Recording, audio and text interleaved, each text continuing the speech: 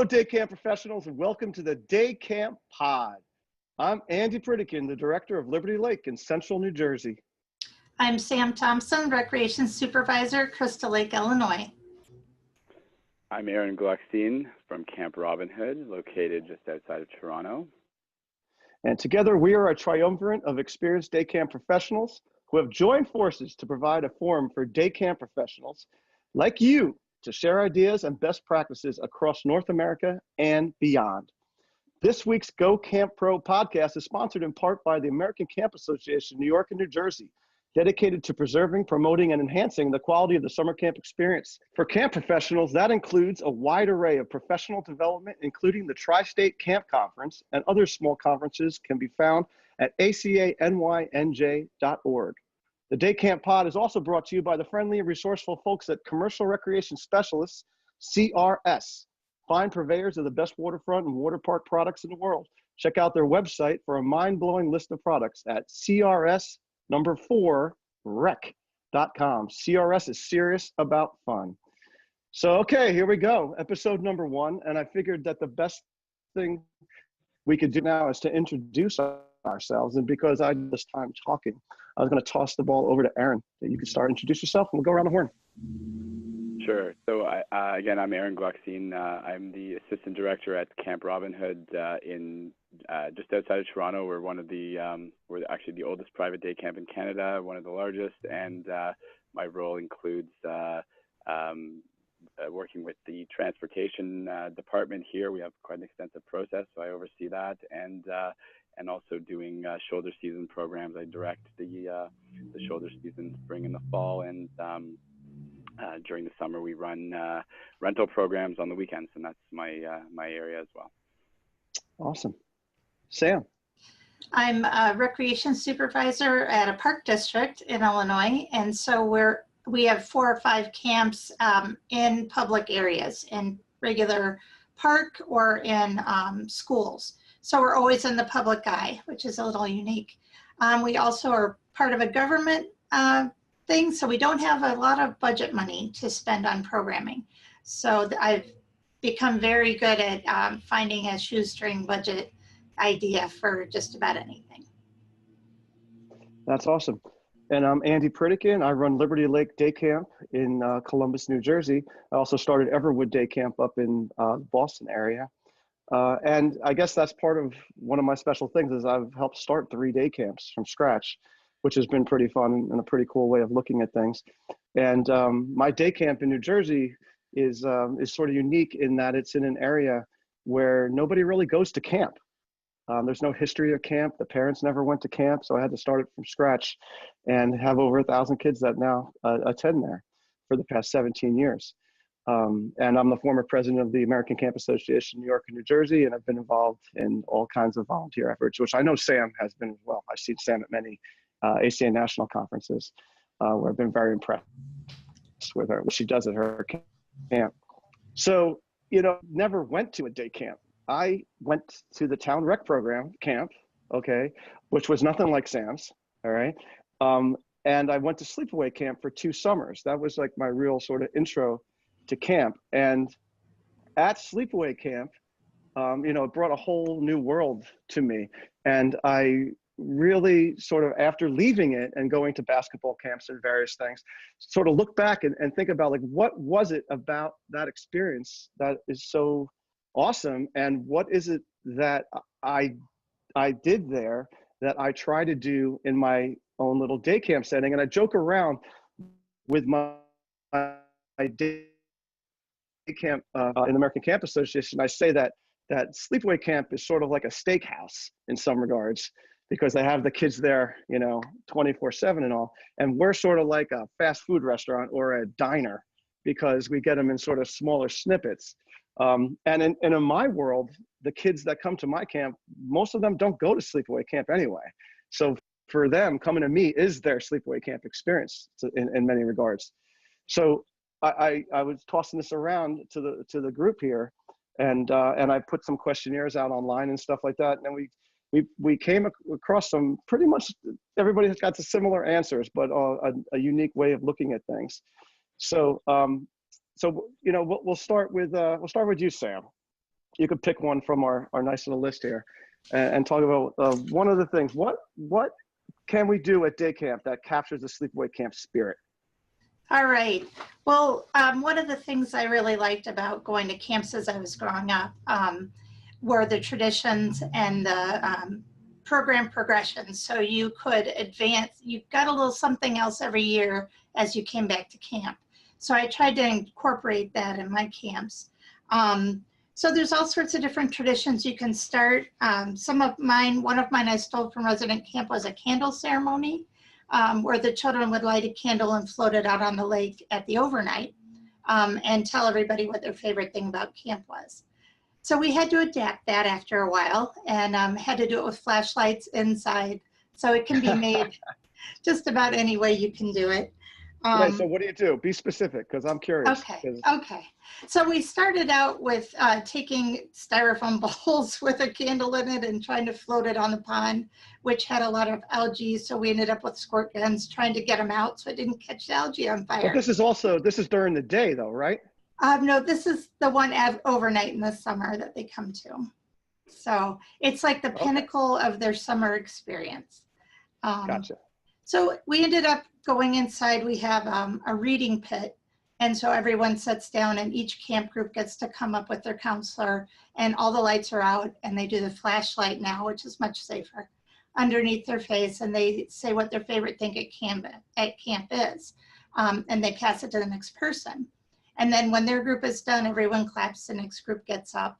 And it's become a big tradition.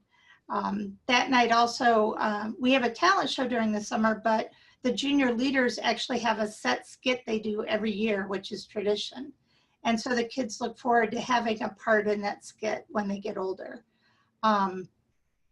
They also, as you get older, you get more responsibility and more freedom and regular programming during the day. For instance, teen camp, we have a bulletin board that we've turned into a Marauders map, like in Harry Potter. And every camper has their peg. And when announcements are done in the morning, they can move their peg to whichever area they want to go to for that day. And if they leave that area, they have to move their peg again. Otherwise, they lose their privilege of getting to choose where they're going in between the stations.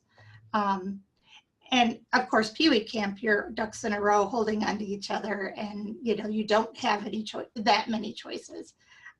It's age appropriate. Gotcha. So, I want to touch on something that you said. Sure. You talked about the older you get, the more you get to do, kind of thing, right? And when I was doing some consulting with the Foundation for Jewish Camps, Jay Frankel was involved, and he used the phrase that I've stolen and a lot of people now use. It's called the aspirational arc, right? Because the kids are looking towards it, right? Yeah. The kids at my camp, they can't wait to come back in third grade because they get an extra elective and that kind of thing, right? I think that. Yeah. That's perfect. That's really, really important. Yeah. All right. What do you want to pull on out? And can I jump in? Yes. Of course. Yeah. Just along those lines of the aspirational stuff.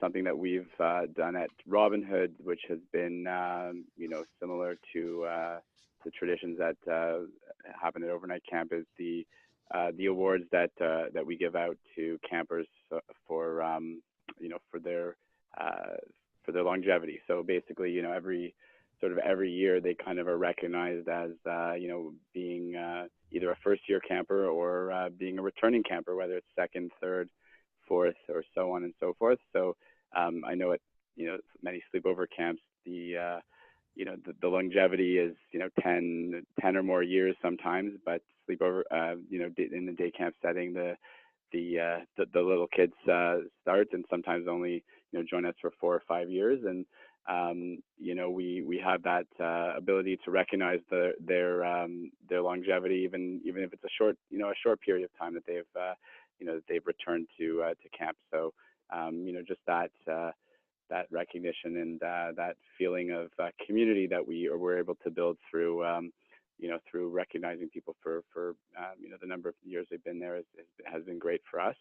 And another great tool that we've or maybe not tool, but another great aspect of sleepover camp that we've brought into the Robin Hood environment for many years has been the idea of having a flagpole and bringing everyone together, in one area a couple times a week. Sometimes, because we are a large camp, we're not able to bring the entire camp together. So we'll do a junior side and a senior side of camp, but we do, lots of contests, lots of high energy, spirited activities that really bring the group, the community, and the smaller groups together into the larger Robin Hood community, and that's been great for us. Right. I think that a lot of day camp people, we take a lot of pride in what we do, and when people say day care, we get a little offended, right? And and also a lot of people see, they go from school to us and they try to draw parallels of the school thing. I think there's so many little things we can do to make us different than schools and daycares. And I say this because I know there's lots of day camps that are in school settings, right? And just like, all Sam's things are in, town parks. So there's like real basic, simple things. And you guys touched on a whole bunch of them. One thing, which it was the #1 thing from this guy Moose from Summer Camp Programming. He wrote a great blog that I shared with the crew here that we'll put in our notes, that we'll give you a link to at the end on daycamppod.com. But he just wrote terminology, right? What you name things.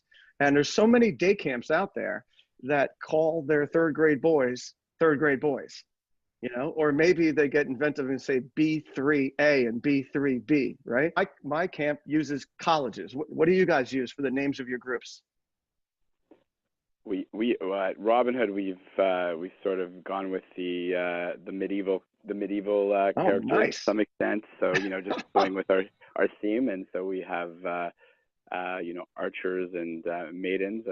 We have done some soul searching about maybe some more gender neutral names in the future, but for now those have been 2 examples of group names that we've used, and just keeping it in our theme. So that's cool. It's a way to differentiate, and like you said, Andy, it's nice to just do whatever we can to differentiate the school experience and the camp experience from having for those kids that come here. Yeah, well, we're creating a magical world. We're trying. Andy, you talked about the schools. I asked a bunch of the Park District people that I know what they do in the schools, and they brought up another point that Moose had about decorating, that you can decorate like you're outdoors in each room, or they can name each room a cabin name. And a lot of them actually are doing that. So that was interesting. Yeah, that was #2 on Moose's list, was decorating, by the way.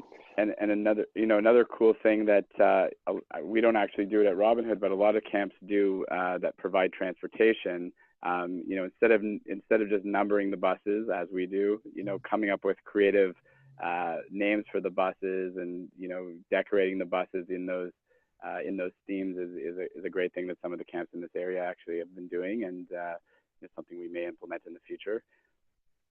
Oh yeah, we decorate our buses a lot thanks to Camp Robin Hood, much to the chagrin of our bus company, who's not happy about it. When Erin was talking about the years of coming to camp, with staff that works too. We have a 3rd-year jacket if they've been a staff member for 3 years. And so now in the very first circle at the beginning of camp, that's the first thing they say is, I'm 3rd year and I'm a medium, order my jacket. Yeah, there's no doubt that when you look at this list, especially in the realm of traditions, that there's a lot of cheap psychological tricks that we do to little lines in the sand that we can draw, and these awards and such, that the kids just get a whole lot out of. There's no doubt about it. You can't undersell that by any means. Every sleepaway camp starts their day at the flagpole, right? And they have their all camp thing, right? And I know some day camps are really large, like mine and Erin's, but still, you can do in all camp assembly at the beginning of days or the beginning or the end of days. At my camp, because we're so large, we do it at the beginning of the week and at the end of the week. And then the rest of the time we meet by divisions. But having everybody together is just such an energizing, electric thing that, my gosh, I mean, that's one of those things that sleepaway camp, really thrives on, is getting everybody together, right? Whether it's around the campfire or around the flag. And we talked about the all camp assemblies, excuse me, the all camp events Sam was touching on. And we'll get into color war eventually. It's easy to get bogged down in a day camp environment with routines because it's such a fast-paced day. You know, we basically, the kids arrive and you blink your eyes and they're leaving. You know, they're already leaving. It's time to go home. So building into the routines those mass gatherings and all these you know, other tradition focused activities is very important, and it's not out of the question to have those things each and every day if you're able to, but just being able to, you know, visualize it in your daily routine is how we, you know, wrap our heads around it. We're lucky enough to have a lake, so we all start with swim lessons. 350 kids in the lake, and they're different swim levels all along the shore. So that's kind of a cool way to start. Yeah, I'm going to talk to you later about that, because that's a hard thing, teaching swim lessons to little kids in a lake, because there's only one shallow end and you can only put so many kids in it. Really makes it challenging.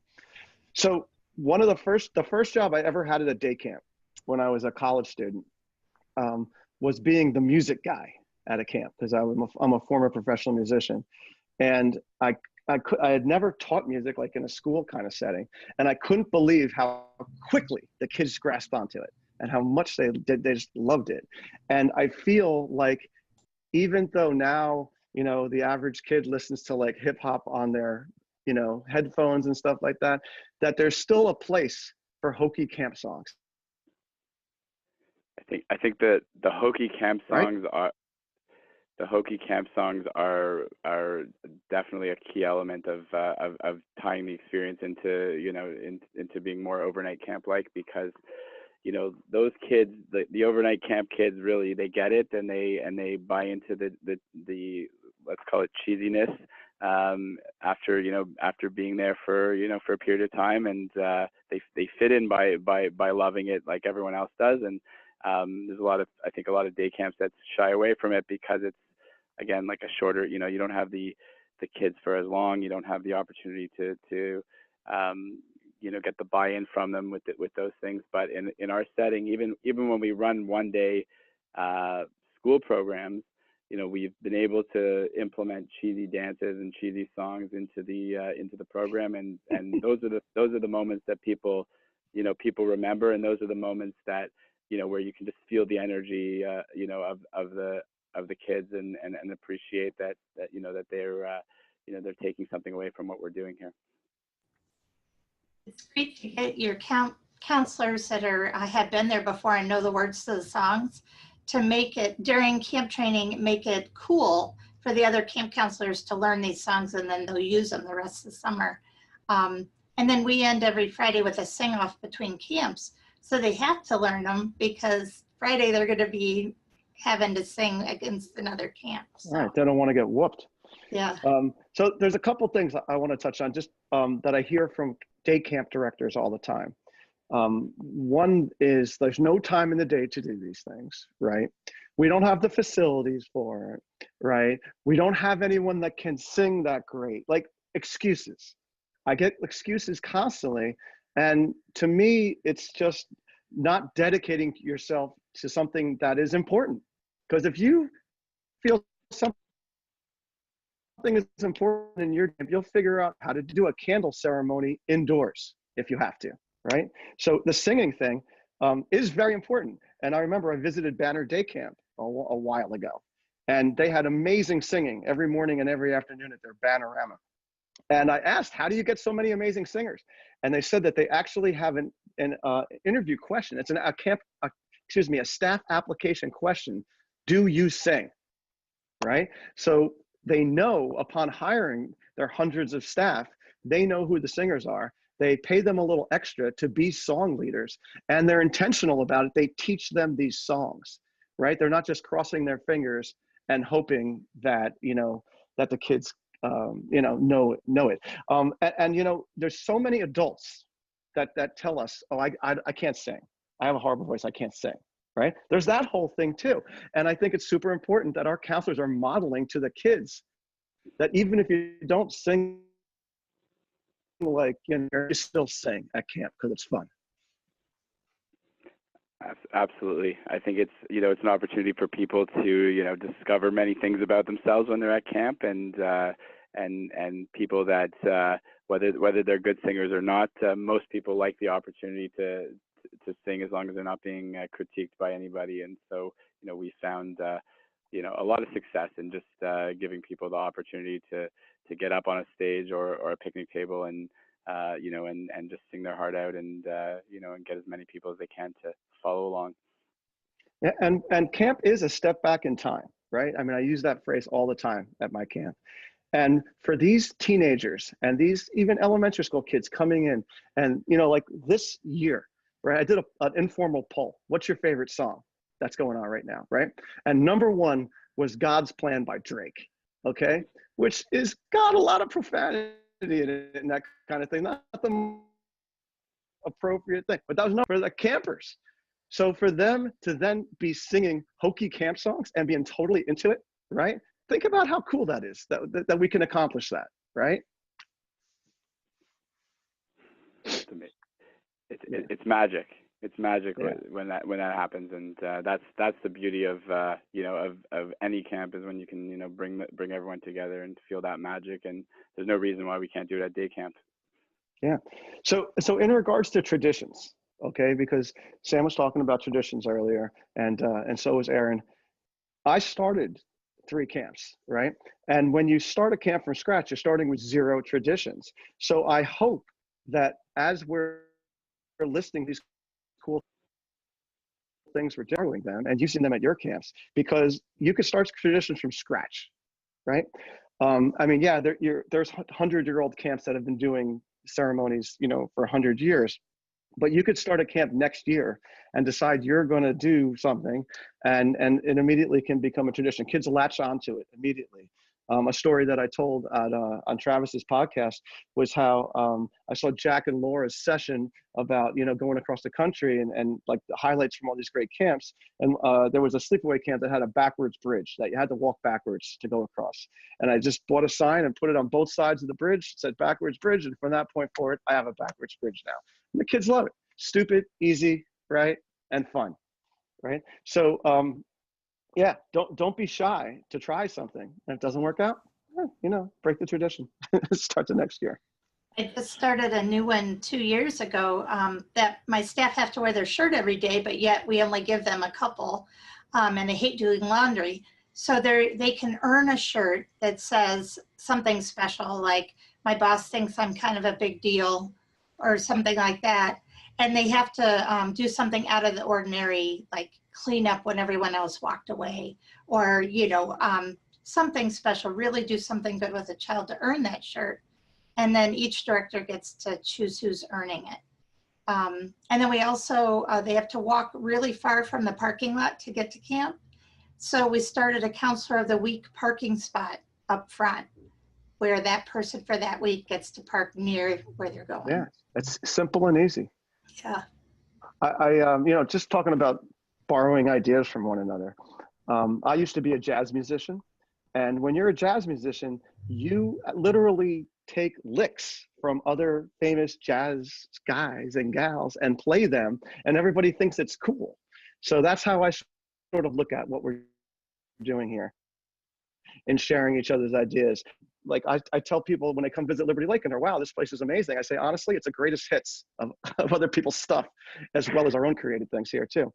One thing I saw, I visited a local YMCA camp near me a few years ago, and I saw that on their napkins in their dining hall, and this turns out this is a nationwide YMCA thing, they have this thing called cruisers, in which they name a person from that group, from that camper group during the day, who is dedicated to cleaning up for lunch. Now, they're not doing all the cleaning up, but they're making sure that everybody else does. And they had it laid out in this really cool, simple way. And my own camp was having trouble with kids cleaning up. The kids were like, tell the counselors to do it, tell the maintenance guys to do it kind of attitude. So we integrated this cruisers thing in, first year tradition, right? And immediately, we couldn't believe it. The kids were fighting over who was going to be a cruiser, fighting over who's going to have the responsibility to clean up. They loved it. I recommend that highly to everybody. It's amazing. we did something, you know, we had an issue with the staff, you know, that they also, similar to what Sam was saying, we give them a couple of staff shirts to wear, and, you know, they get dirty over time, and they have to do a lot of laundry to keep up with the uniforms, or have to buy another one.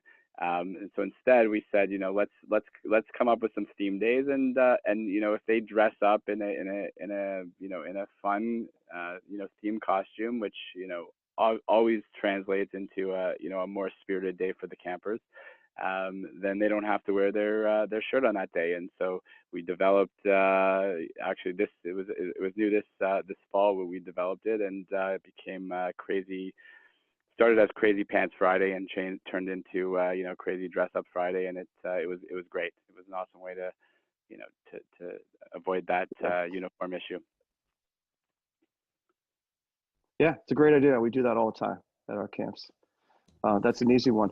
But in regards to assemblies, with everybody getting together, I think it's very, very important. I think that camps that don't have assemblies are missing golden moments.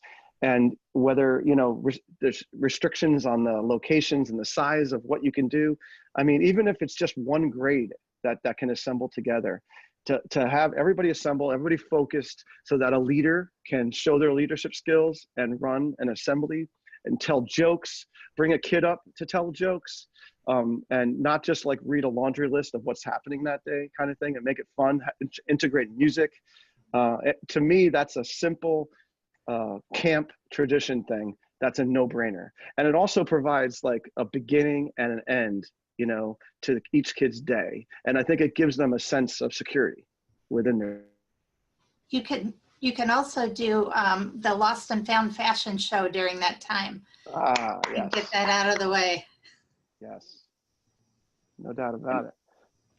Yeah, and you know, something else, you know, another tradition that we developed is we had this, you know, this issue where little kids, they're upset to go home at the end of the day, and there's a lot of criers, sometimes missing their counselors and their staff, and so we developed this tradition of waving goodbye to all the buses, and so we get, you know, the entire group of staff that's remaining, you know, that doesn't take the buses home with the kids, and they wave goodbye, and the kids, you know, although they're not allowed to stand on the bus, we give sort of a little bit of leeway as the buses pull out, where they can stand and wave out the window and scream at their favorite counselor and say goodbye. So it's been a great, you know, another great aspect of our tradition.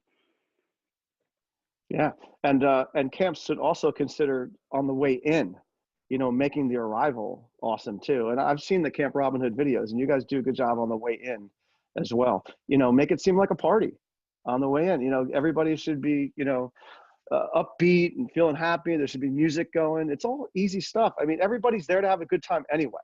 So it's going to happen, but you got to sort of give them the pieces, you know, the tools to make that kind of thing happen. So when I was a sleepaway camp camper, the favorite time for me in general was the informal time, was the time in between. It was the rest hour and shower hour and free time, free periods. And most of my friends that run day camps, they complain that parents over schedule these kids throughout the year. And then they create grids where the kids are running from one thing to another in half-hour increments, like chickens with their heads cut off. And we're stressing them out and doing the same exact thing. Come on, hurry up, get changed for lunch. Come on, we gotta go to lunch. Let's go, you know, that kind of thing. And so, you know, I went to a conference for the Partnership for 21st Century Learning. And I saw a couple sessions by the Disney people who were talking about creativity. And they were talking about creativity takes place in these free play moments where kids have to figure out what to do and have to get along with each other and are not adult directed, right? So here are all these camps that are trying to figure out these cool programs and spending all this money. And yet if you give them empty space and like tether balls and gaga balls and things like that, the kids are actually happier and they're figuring things out on their own. And it's more like summertime that I experienced as a kid that didn't go to camp for most of my life now.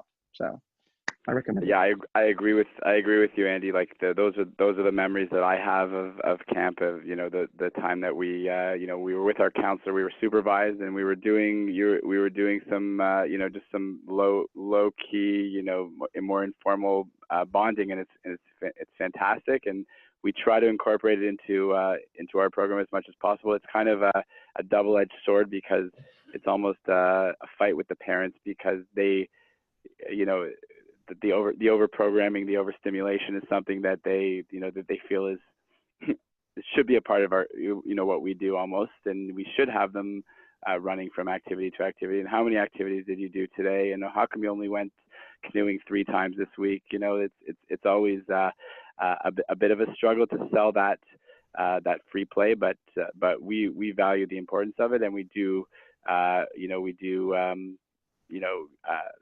push back to our parents if they try to fight us on it and say, this is intentionally scheduled, and there's 3 times in a week typically where we have what we call cabin fun periods, and the kids and the counselors have fun together and do something informal, and we'll fight that with the parents, because we think it's worthwhile.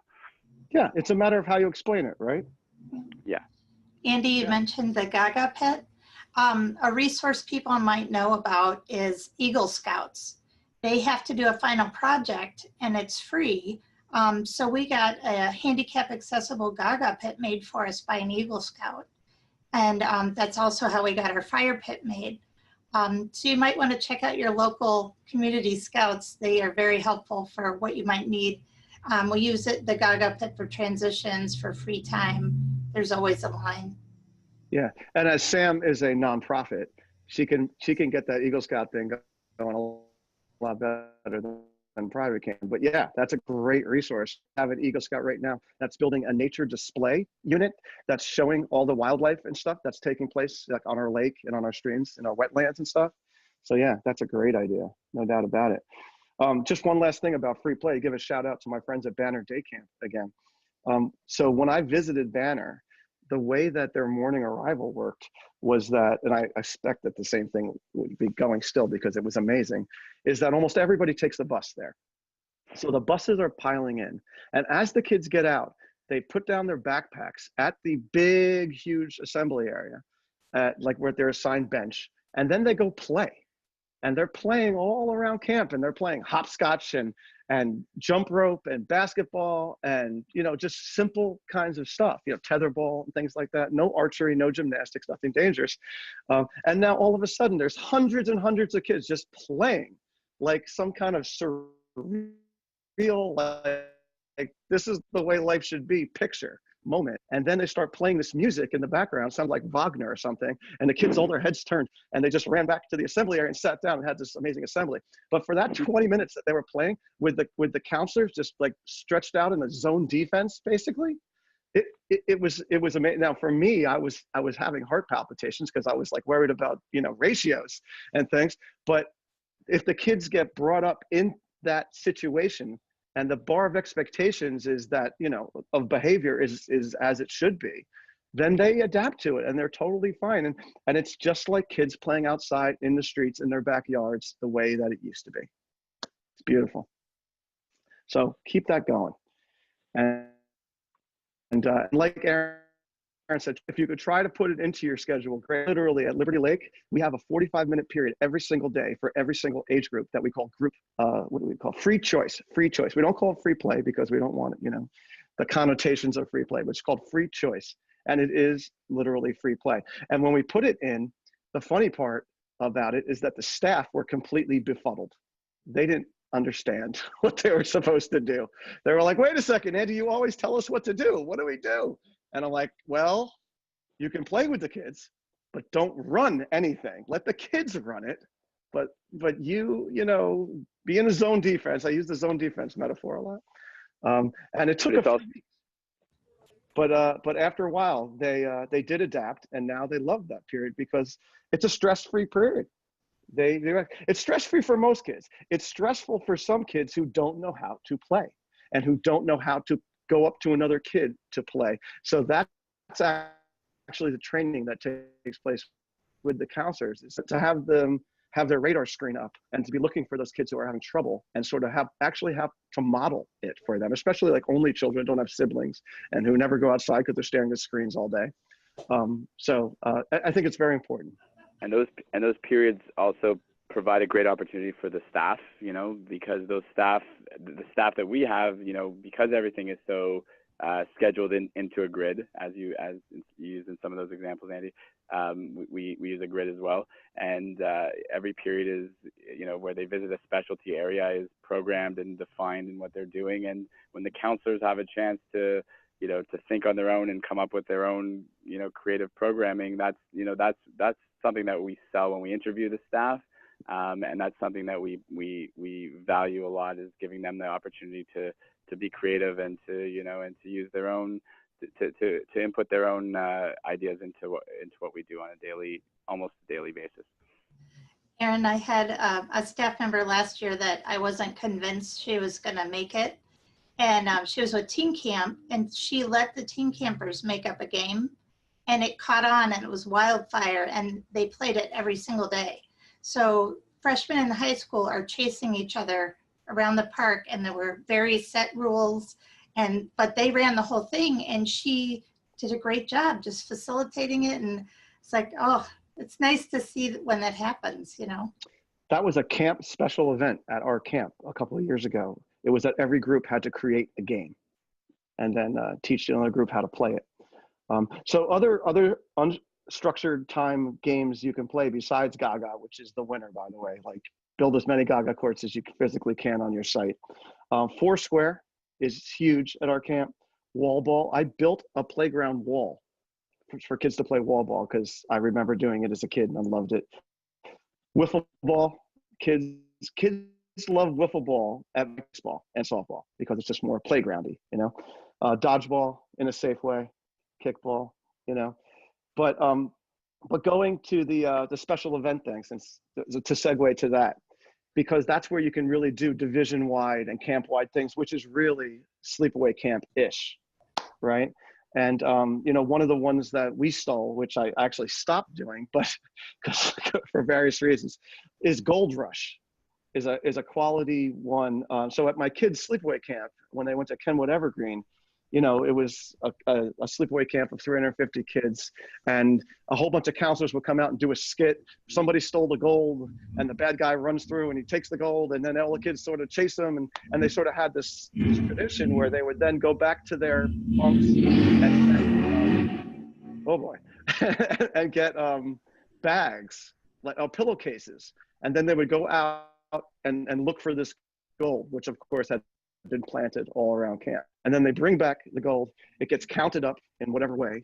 And then the next day they have an auction, and they auction off various, you know, you're first in line, you get free ice cream, you get soda at lunch, you know, you can get as creative as you want. You have mystery prizes, and the auctions are insane. The kids go bananas.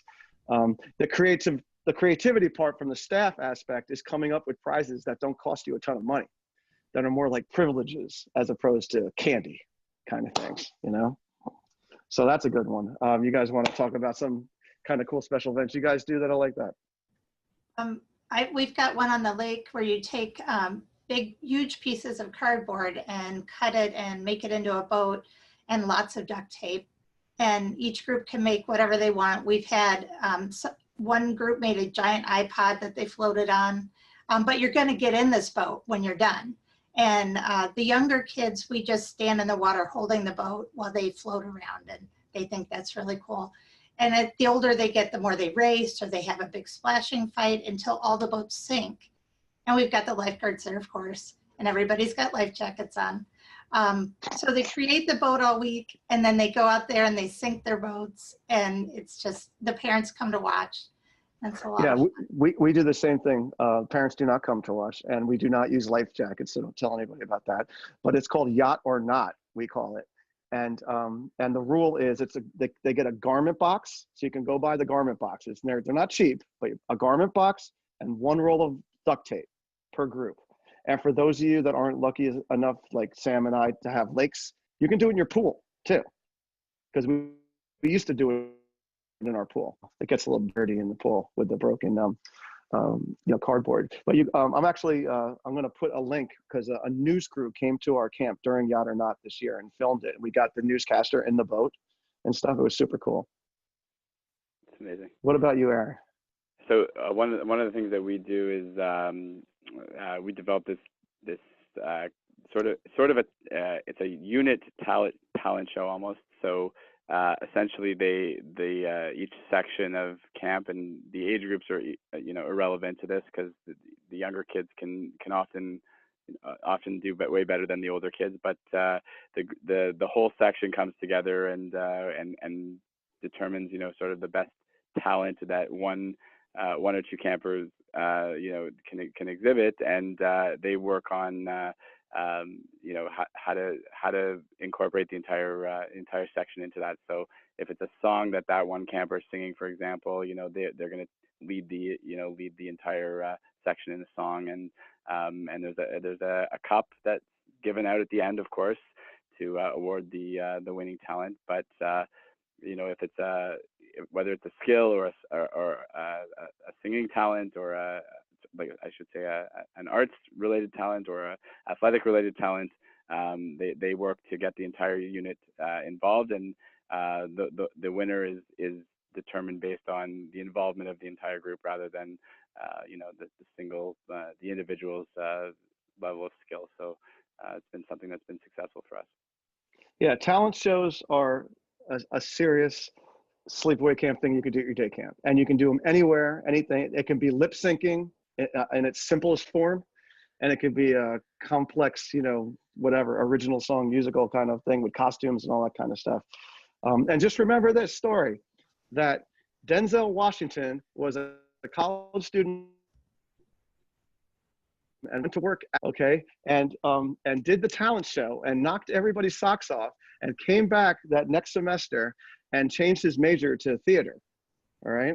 And we all know what happened. So people do find themselves in these things. I mean, that's a cool part of day camp. A cool part of camp in general is kids getting pushed out of their comfort zones into areas they had no idea that they can be successful at.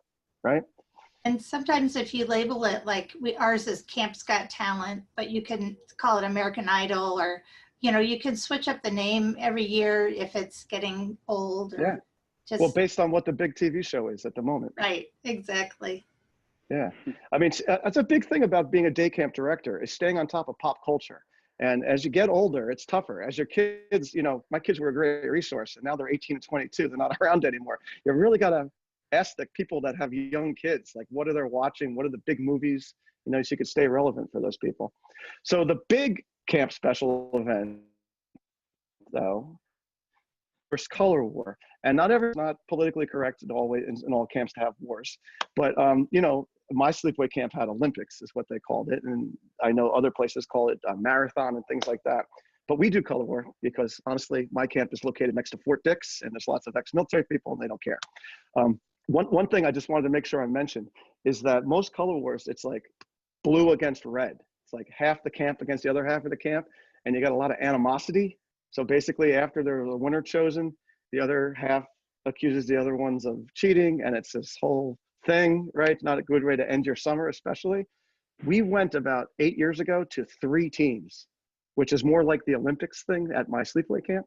And just by adding that third team, it was another cheap psychological trick that was successful, in that then there's a team that ends up in first place. You don't expect to win. You know what I mean? Like, there's a team that ends up first, and there's a second and third place team, and whatever. So it's very, very, very yeah.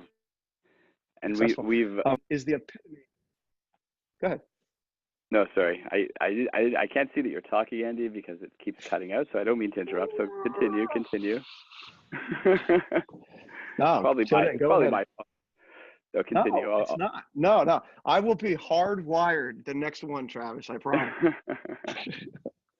No, I was just going to say that we also went with a 3-team model with our color wars, which we actually called the Quest for the Golden Arrow, to keep in line with the Camp Robin Hood theme.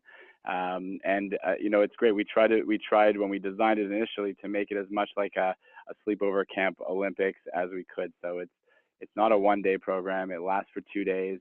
The competition starts even a day or two before. the kids are dressing up in their colors, you know, on the bus for 2 days, and there is animosity on the buses because the kids are all mixed together as opposed to being, you know, in their teams during the day. So it's a nice little, when I say animosity, obviously, you know what I'm talking about, friendly animosity. But it's really, you know, a great way to end the summer in a really spirited way, and you know, nobody leaves, you know, the program upset. We end off with like a nice carnival where everyone gets a chance to eat lots of snacks and forget about who lost and who won. We do a thing called Capture the Flag, which I think is just a little piece of that. But we play it a lot, looking for the flag. And for the younger ones, you do it in a field with just a couple woods. For the older ones, you're in the deep woods, and it's serious business. So. Yeah, at my sleepaway camp, they did a capture the flag where you use the entire camp. They called it the big game or something like that. Color War at our camp starts with a very creative break that we do. So we come up with some cockamamie thing every year. And then we do it for 3 days. And it ends with the all camp sing. So the camp's broken up into thirds. And it's very, very awesome, I have to say. Super cool. So when I started Liberty Lake in an area where nobody had ever done camp before, and I had my first staff training, first staff orientation, right? Nobody had ever worked at camp, all new staff. I was thinking, what could I do to that would epitomize the sleepaway camp spirit, that would show these people what camp really is? And as they came in, I was like, green team, white team, green team, white team. And I was like, this is what we're doing. And we had a full out color war, first day of orientation. I got the artists to make, you know, plaques, to train the kids to make songs. I had the athletes doing the thing. And because to me, like that all out, like let your hair down and just be crazy kind of thing, like that's something you can't do at school. That's something you can't do at home. You know, that's the kind of thing that to me epitomizes camp. And being able to even do something like that with the staff during training at the beginning of the summer before the kids get there during pre-camp, to, you know, to really get them in the spirit of camp. That's, you know, something you can do whether it's an overnight camp or a day camp. We've been successful at doing lots of different staff competitions and team builders to get them in the spirit of camp. Bringing in some of the old games like elbow tag. I played it with the staff one year, and you would have thought I invented this wonderful thing, and I'm like, that's been around for 40 years. Yeah, it may have skipped a generation now. Yeah. So before we go to our last part of the pod camp program idea of the week, I just want to touch on something, because I had people filling out this form of resident campy ideas that they did at their camp. And just to tag on to the color war idea, an idea came from my man H at Triple C camp in Virginia. He was talking about color war, and he mentioned that at his camp, instead of like what most camps do, which is sort of just either arbitrarily break the kids up, or really like at my camp, we take a lot of time to make the teams even and breaking them up. What they do at his camp is all first year campers get sorted like a sorting hat from Harry Potter and get placed on a team. And that is your team for life at that camp. And I just thought that is such a cool tradition. Like, oh my God, I'm on the red team. You know, who else is on the red team? Like, what an awesomely sleepaway campy idea. And in a way, like, it's great. I love stuff. I'm super creative. And I'm sure he stole it from somewhere too. Let me know. I'm just curious. Who gets the full credit for that? I love the team for life. Yeah, love the team for life. So so we decided that at the end of every podcast, we're each going to come up with a cool tool, a cool program idea that can be taken home to your camp and immediately used this summer. Something that could be an activity, a special event, something that can be done for minimal cost that you could just like throw in there and be like, wow. All right. And so the first one I have is a little more complicated than most that I'll throw out there, but it's just something that we did a few years ago that's been amazing. It's been, you know, to me, camp is about doing things you don't normally do at home. So, you know, kids generally don't get to play with bees at home. They're running away from them. And we bought a couple of bee apiaries. We got a couple of people trained because they do beekeeper trainings everywhere. Okay. And first summer that we did it, we made tons of honey. Like, it was just a great summer for that. It hasn't been as easy since then.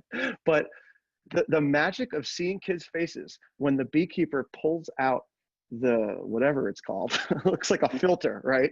And you see all these bees like multiplying and making honey and eating honey and having eggs and all that kind of thing. It is truly one of the most magical things. And it's an environmentally good thing to do. Like, bees pollinate the wheat that we use to make bread, and they're dying because of, you know, herbicides and things. And like, we need bees. And from doing this, I think it's been about 4 or 5 years now, we have campers who have bought bee apiaries and set them up in their suburban McMansion backyards. And, you know, it's not a big deal. Folks, honeybees don't bite. They don't sting, okay? Because if they do, they die. So they don't want to. Now, I'm not saying don't use beekeeper outfits. You need beekeeper outfits for your people, right? And they go after the black, right? Go for the white. But yeah, beekeeping is something that you can do. It's truly magical. And it's, by the way, STEM, right? The magic word STEM. Everybody loves that. So there you go. Erin, Andy, that's great. I totally agree with you about, you know, making sure that what we're doing at camp is something that the kinds of activities that you can't, you know, normally do at home or at school. And, you know, we do our best to stay away from, you know, simple things like coloring when you can, you know, do something more elaborate, like board games. You know, if another counselor tells me we should be doing board games, yeah, board games, exactly. But yeah, there's so many things that you know, with minimal resources you can do, and you know, we've done many things. And one thing I'm going to talk about specifically is it doesn't really involve any equipment at all, but something that Andy, you might be familiar with just from hearing from Saul and Howie over the years, is this program called the Bus Challenge Cup that we do at Camp Robin Hood. And it's something where we just have sort of put each bus on its own team, and throughout the session they do different competitions almost every day. Well, they do something every day, and they're awarded points every day. And some days we have massive prizes and massive points, and other days we have smaller things. But it's always something going on, and it's a way for us to keep the kids and the staff, more importantly, engaged in programming on the bus, because you know how most day camp directors know how difficult it is to keep the staff engaged in you know, on that bus. And so we have a really great idea of, you know, which staff are engaged and which are not, by the caliber of the activities and the enthusiasm that the kids exhibit when they get off the bus. And the parents are involved in the process, because we're getting kids, you know, dressed up every day, and a lot of people are doing dress up days, of course, at camp, but we're doing it specific to the bus, so they're getting on, you know, with costumes in the morning, and with decorations in hand. The bus counselors meet the kids at the you know, at the bottom of the bus, and it's a great way for us to you know, to just make that bus ride a special experience for the kids. Yeah, like you said, we've been doing it since we took that idea from you about, you know, since I started my camp. It is truly awesome. The kids get really into it, and you can tell parents that camp truly starts as soon as your kid gets on the bus. And that is a great thing to be able to tell people, that the magic begins as soon as you go through that door of the bus. And, you know, one of these days that maybe we'll do an episode about like the Disney kind of experience. And the Disney experience is that like every aspect is magical. Waiting online for a ride is magical at Disney, right? And the way I look at it, for those of you who use buses, is that you could, it's crazy to have the greatest 7.5 hours of a kid's life, right, every day, surrounded by like 45 minutes of boredom, right? Why not make that part, you know, as fun as it can be as well? Yeah, so kudos. And right, and we all know that the first, you know, the first thing and the last thing that happened in the day are what the kids are going to remember the most, 9 times out of 10. So yeah, so we got to make it special. It's what the parents see when they drop their kids off, which is really super important for you. So by the way, the the calendar of bus activities and a lot of the things that we're talking about, including Sandra's Fear Factor Day we're about to get to.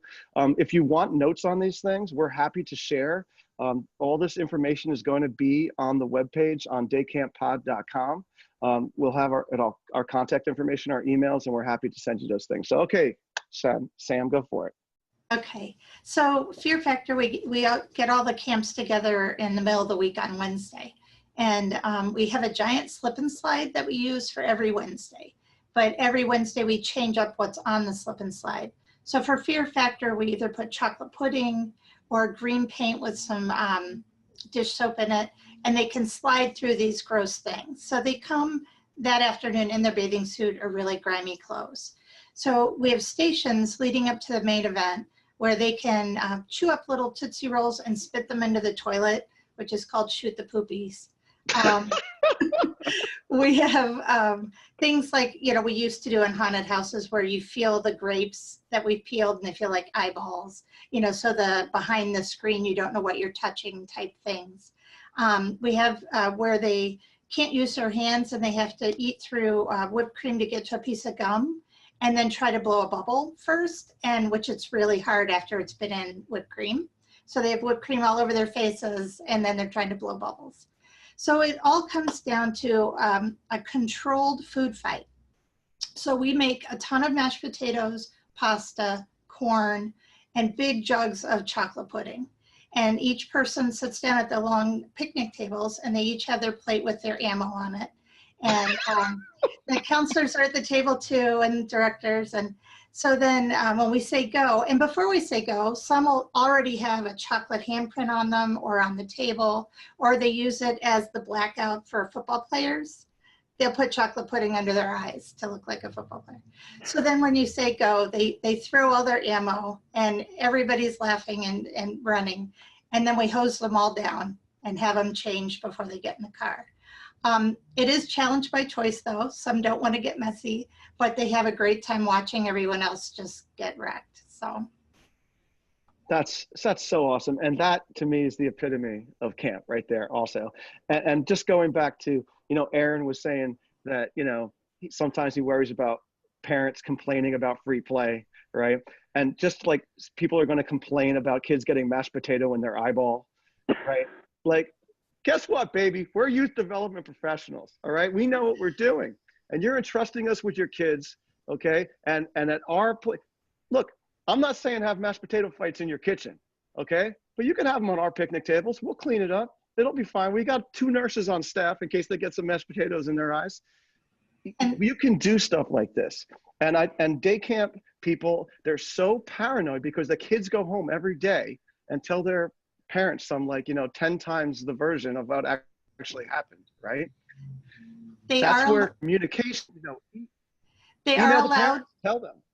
They are allowed to bring goggles. We do let them know ahead of time if they want to wear goggles, swim goggles, while they're in the fight, they can do it. But if you told the parents the day before and say, hey, listen, this is what we're doing, and you can wear goggles, and we've done this for years, and it's super safe, they'll be fine with it. The parents want their kids to have a goofy, awesome time too. They really do. And the ones that don't, they don't have to come to camp today. What are you going to do? So, Sam, kudos to Crystal Lake. Amazing. That is truly amazing.